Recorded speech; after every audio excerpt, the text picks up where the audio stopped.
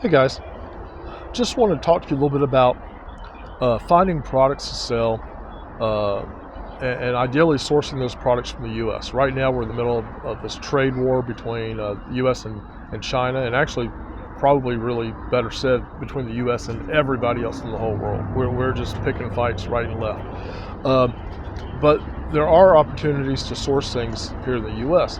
Now, I just knocked out a couple of videos talking about looking for artisanal items that are probably produced in your state, whether you're in a state where they have, people doing woodcraft or people doing some type of textile craft, maybe artworks of any description.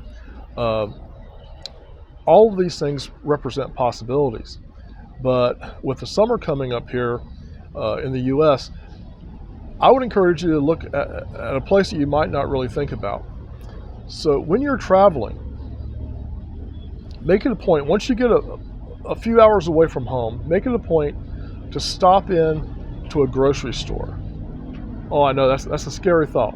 Yeah, stop in at a grocery store and really go in there with your eyes wide open. And a lot of grocery stores now have a special aisle or a special section devoted to items that are locally produced. And you may very well find some gold in those aisles. And I'm going to give you an example, just one example, but, well, maybe two examples. Uh, there is a barbecue sauce produced here in North Carolina, and we have, trust me, there's about 150 barbecue sauces that originated in North Carolina. And I'm sure Texas can say the same thing, Kentucky can say the same thing. I mean, everybody in the world makes barbecue sauce now. But there is a barbecue sauce that I'm going to talk about, and it's called Carolina Treat. It has been around longer than I've been around, and it is unlike any barbecue sauce you've ever had. It's not a barbecue sauce that you apply after you cook the item. You have to. I use it as a marinade, and then after I marinate, usually chicken in it, I'll baste the chicken with this as it's cooking. But it's imperative that you cook this sauce because it has raw flour in it, and it tastes kind of bizarre. It's not something you'd want to eat, put it that way, unless you cook it. But anyway, Carolina Treat is produced here in North Carolina, and I have served this, and I'll explain why I say this, but it's not a joke or an exaggeration. I have served this to probably 100,000 people, and I have people that were born and raised here in the state that have never had it before, and I've had people from all over the country that just, oh my gosh, this is amazing. This is the best stuff I've ever had. What is it? And they think it's something that I've come up with on my own, and I say, no, this is on the bottom shelf at your local grocery store here in North Carolina, more than likely. And it's made in Wilmington, North Carolina, and there's never been anything else like it. It's a whole different take on barbecue sauce. And again, this sauce goes back to at least the 1950s that I know of. It may predate that. I really can't say for sure. But even though it's available here in the state, a lot of people don't know about it here in the state. I guarantee you people don't know about this in Georgia or Florida or California. You can search for Carolina Treat barbecue sauce right now. Nobody's stopping you. And you can see their company contact information in Wilmington, North Carolina. Very easy. You pick up the phone, you dial that number, and you say, hey, I would like to buy your sauce by the case. I don't know. I've never sold it, so I don't know what kind of deal they're going to give you. But I do know that a bottle of sauce, and this is really good sauce, people. I mean, it produces. I use it on chicken and fish, and it produces a product that I've never seen anyone not like.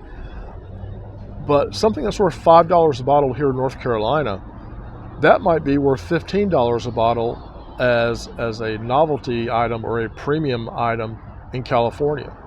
And there's your margin right there. So you should call the people up. I don't own it. I don't know anybody who works there. No family members are involved. There's nothing funny going on. But I'm giving you this as an example. You know, I know that in my local grocery store, again, where they have a Made in North Carolina section, I see pickles, I see things like pickled green beans, pickled carrots, things that are produced in a lot of times at local farmers markets or in some of the state-sponsored kitchens that are available for rental use for people that are small producers. Don't overlook these. Minimum order quantities are probably not going to be a problem. If you wanted to buy a case with 12 bottles of something, they'll probably sell you a case with 12 bottles. If you go in there and say you want to buy 60 bottles, 5 cases, the only issue there may be that they don't have 60 bottles with them. But you're going to make them happy. They're going to make you happy.